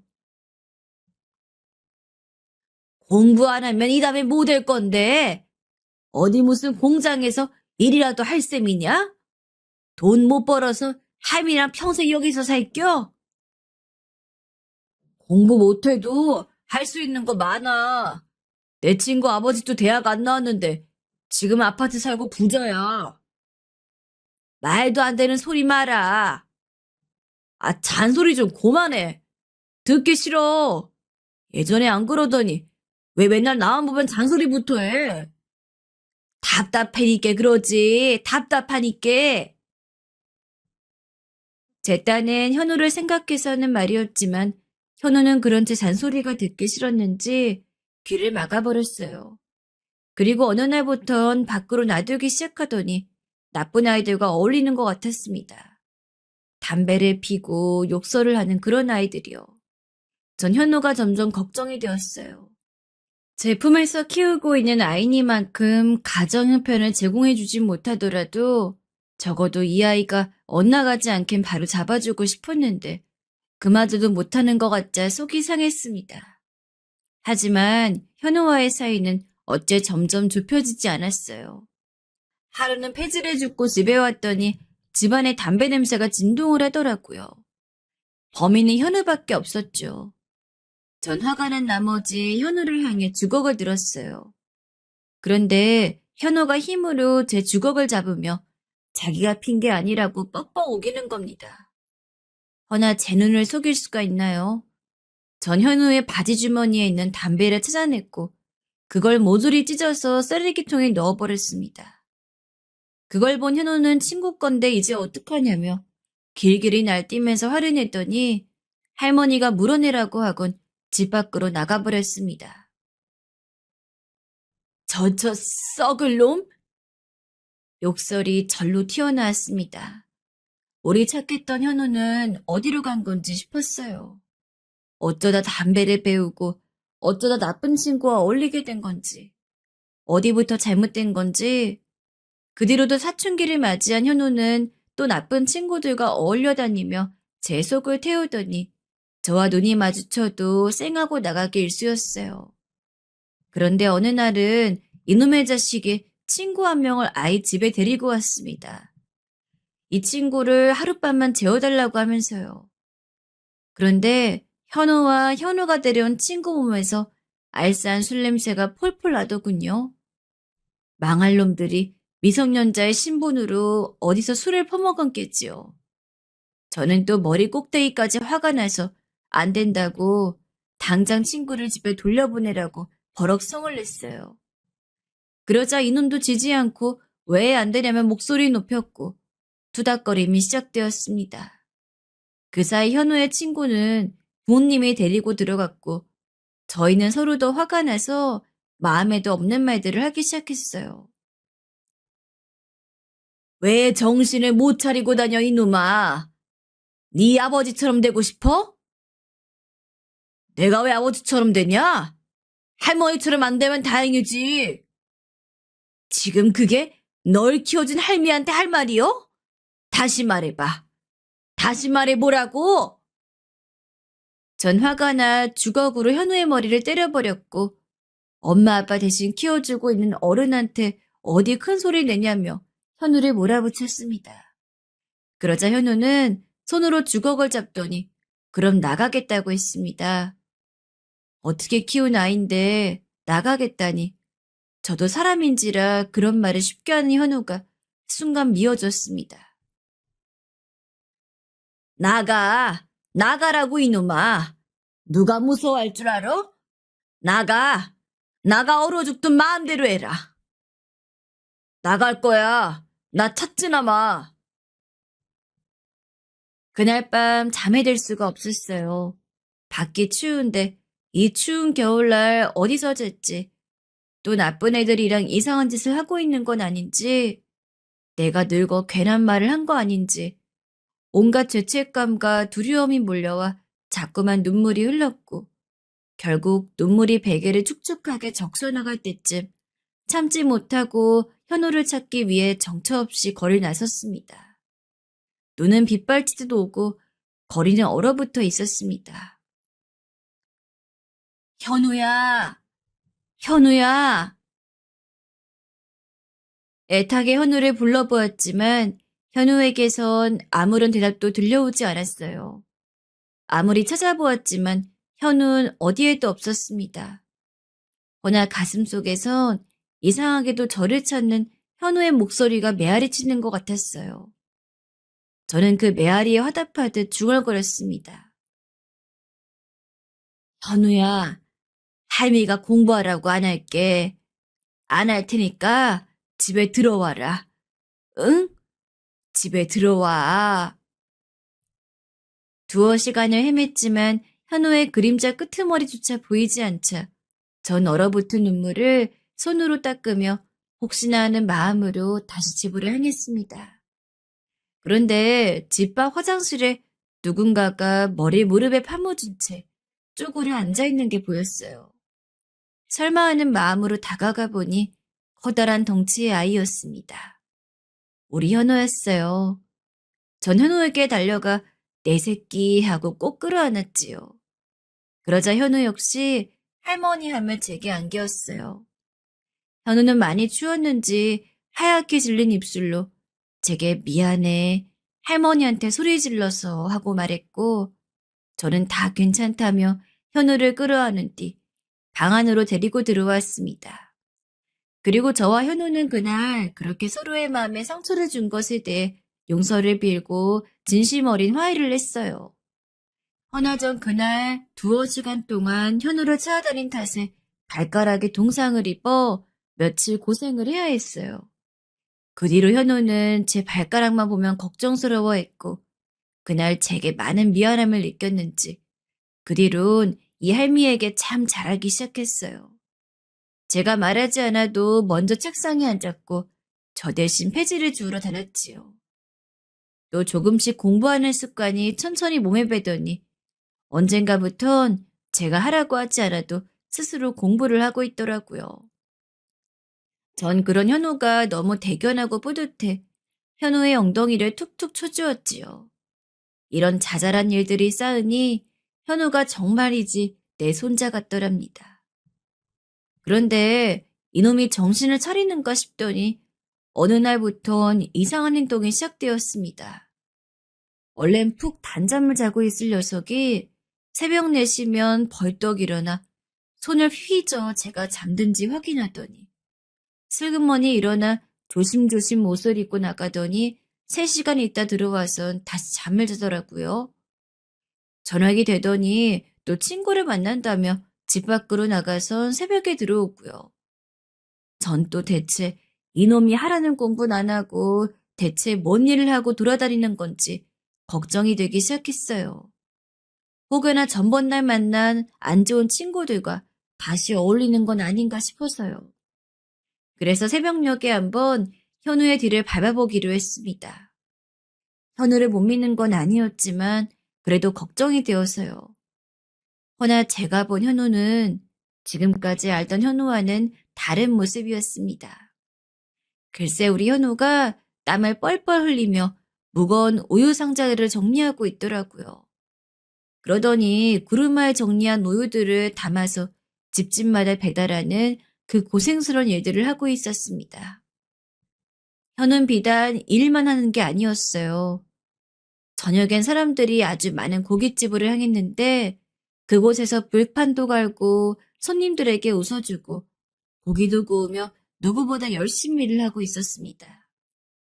다른 아이들이 공부하는 동안 이리 일을 하는 현우 모습을 보니 괜시리 눈물이 나면서 그간 현우를 구박했던 게 얼마나 미안했던지 전 집으로 돌아오는 게 얼굴을 눈물로 적시며 돌아왔네요.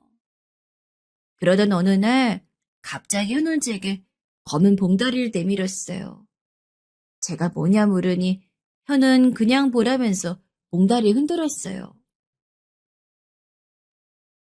할머니, 나 그동안 일했어. 내가 처음 탄 월급으로 산 거야. 이거 입고 자.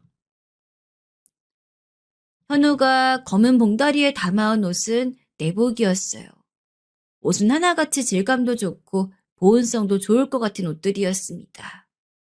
제가 평소 추위를 많이 탄다는 걸 알기에 일부러 좋은 것만 골라 사온 거였죠. 허나 저는 미처 옷에서 떼지 못한 가격표를 보고 놀라 현우의 등짝을 때려버렸고 입에선 순간적으로 고맙다는 말 대신 뭐 이런 걸 샀냐는 구박이 튀어나왔습니다. 뭐 이리 비싼 걸 사와?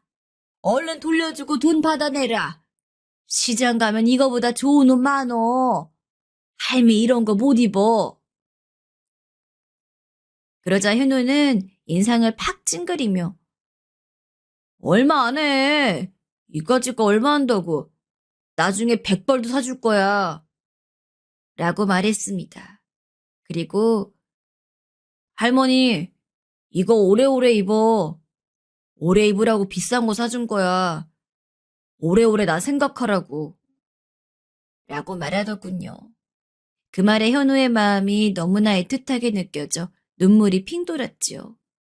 누굴 닮아 이리 속이 깊은지. 그런데 문득 현우가 굳이 왜 이런 비싼 옷들을 검은 몽다리에 사왔는지 궁금해지더군요. 그래서 물었더니 할머니가 혹여라도 안 받을까봐 그랬지 하더라고요. 그렇게 현우는 제가 생각했던 것 이상으로 정말 속이 깊은 아이로 커가고 있었어요. 현우는 일을 시작한 뒤로 제가 잘 먹는 곶감이며 이런 것들을 사가지고 들어오곤 했습니다. 새벽엔 일을 나가기 전엔 제가 조금이라도 덜 힘들도록 이부자리를 정리해주고 나갔고 저녁엔 제가 따뜻하게 잘 수 있도록 군고구마나 군밤을 사들고 와 제품에 안겨주고 일을 나가곤 했지요. 언제나 말투는 퉁명스러웠지만 행동만큼은 저를 항상 깊이 생각하고 친할머니로 따르고 있었습니다. 땀이 뻘뻘 나는 여름날에도 발이 얼어붙을 것 같은 추운 겨울날에도 현은 한결같았어요. 여름날엔 오히려 일하고 땀을 흘리니 시원해서 좋다고 했고 겨울날에도 어려울 거 없다고 오히려 사장님이 돈을 더 준다면 좋다고 했어요. 제가 걱정할까봐 그렇게 절 안심시킨 거였죠. 그 순간 전 제가 주는 밥만 먹고 툴툴거리기만 했던 현우가 예전 이렇게 제 마음도 배려할 만큼 커버렸다는 게 실감이 나더군요. 하지만 가난엔 고난이 끝이 없다는 말이 있듯 어느 날 현우는 일을 다녀온 뒤에도 쉽사리 잠에 들지 못하고 있었습니다. 어딘가 고민이 있는 얼굴이었죠.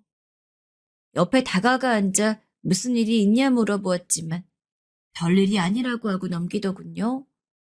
하지만 별일이 아니라고 한 말과 다르게 현은 뒤로도 밥도 먹지 못하고 잠도 자지 못하면서 속으로 뭔가 끙끙 앓는 듯 보였습니다. 그런 현우가 슬슬 걱정스러웠기에 전 고민을 하다가 현우가 일하는 가게로 찾아갔어요. 현우가 말하기를 가게 사장님과 형동생 하는 사이로 지낸다고 했었기에 그 청년이라면 뭔가를 알 것 같았거든요. 제가 들어가자 사장님은 절 보자마자 놀라더라고요. 어? 현우 할머님 맞으시죠? 아유, 이 추운 날 무슨 일로 오신 거예요? 그게 편히 말씀해 보세요. 실은 우리 현우 때문에 왔어요. 요즘 이 녀석이 계속 한숨만 푹푹 쉬어대고 나한테는 아무 말도 안 왔는데 혹시 뭔 일이 있나 싶어서요. 사장님은 아셔요? 그러자 그 청년은 조심스레 제 얼굴을 보더니 머리를 긁적이더라고요. 뭔가 아는 눈치였습니다. 아는 게 있으면 말해줘요. 이 늙은이 속이 요즘 타들어갑니다. 아, 이걸 제가 말해도 될지. 실은 현우가 대학에 가고 싶어 해요.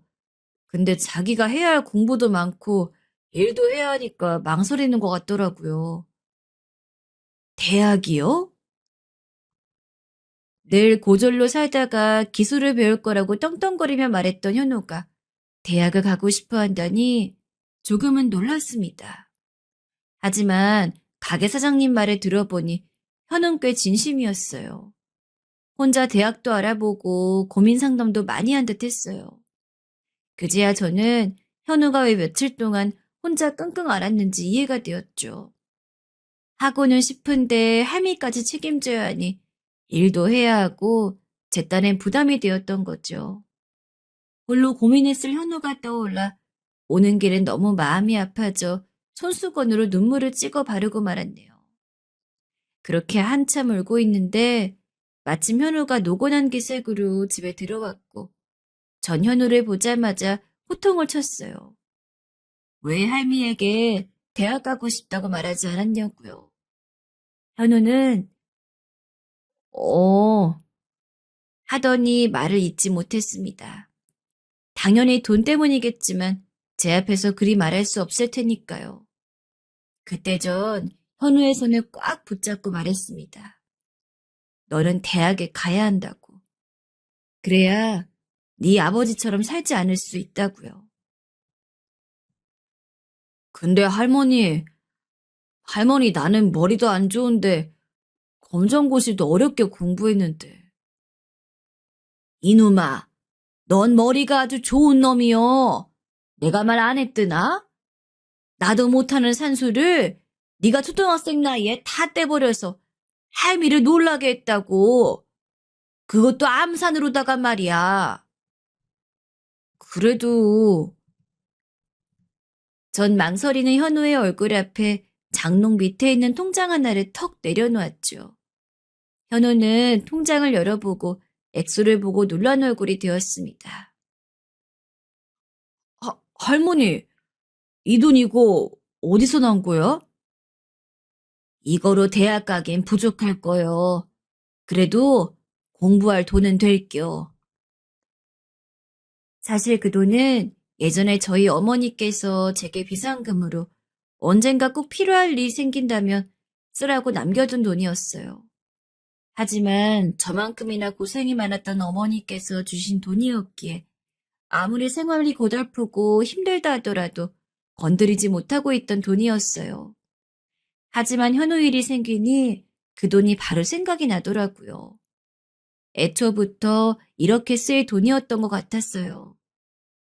현우는 한참을 통장을 멍하니 쳐다보다가 이내 몸을 바르르 떨었고 바닥으로 내새끼의 눈물이 떨어지더랍니다. 할머니, 나 꼭 붙을게. 열심히 공부할게. 미안해, 할머니. 현우는 그렇게 말하며 그날 제 품에서 아이처럼 울었고 전 현우를 쓰다듬으며 오랜만에 절 이렇게 안아주던 어머니 생각을 했습니다. 어머니도 지금 내가 현우를 안아주던 이런 마음으로 날 안아주셨겠구나 하면서 말입니다. 현우는 저에게 꼭 합격해서 효도하겠다며 그 뒤로 열심히 공부에만 매진했고 자신이 그토록 원하던 대학교에 합격까지 턱 해버렸어요. 어찌나 기특하던지 역시 마음먹으면 못하는 게 없는 녀석이었어요. 하지만 멀리 대학을 가면서 저와는 떨어지게 되었죠. 녀석은 가는 날까지도 어찌나 저 걱정하든지 자신이 주말마다 올 거다. 돈을 꼭 붙일 거다. 그러니 폐지 줍지 말고 쉬고 있으라며 잔소리 늘어놓더라고요. 저보다 이제 현우가 더 어른이었고 보호자 같았지요. 전 그런 현우에게 늙은 할미에게 잔소리 말아라 라면서 차조심하라고 말하곤 서둘러 현우를 보냈습니다. 현우는 대학에 가서도 저와 한 약속대로 먼 거리임에도 불구하고 예전처럼 자주 자고 갔습니다. 한 번씩 집에 올 때면 불편한 곳이 있는지 물어봐주고 TV도 고쳐주고 가고 맛있는 것도 가득 넣어주고 갔지요. 신기하게도 현우는 기계에 손이 닿으면 뭐든 뚝딱뚝딱 고쳐내더군요. 그러더니 어느 날 전기 기술자가 되었다며 저를 찾아왔습니다. 그리고 이젠 좋은 집으로 이사 가자며 같이 살 집을 구해놓았다 하더라고요. 처음엔 놀라서 네가 어찌 집을 구했냐 물었죠. 그러자 현은 미안한 표정으로 대출이 반인 집이고 그리 좋은 집도 아니지만 그래도 여기보단 좋은 집에서 살게 해주고 싶었단 말하더군요. 전 그런 현우의 마음이 너무나 애틋하고 고마웠죠. 최근엔 정말 너무도 기적 같은 일도 일어났습니다. 몇 달 전 나무를 묻히다가 저도 모르는 사이 쓰러졌는데 마침 현우가 원래 있던 출장이 취소되고 집으로 오는 길에 쓰러져 있는 저를 발견했고 다행히 응급수술을 받고 살 수 있었습니다. 그런데 의식을 찾고 침대에 누워있는데 의사 선생님이 웃으시면서 손주분께서 정말 잘 발견하셨다고 1분만 늦었어도 평생 못 일어나셨을 거라고 말하더군요.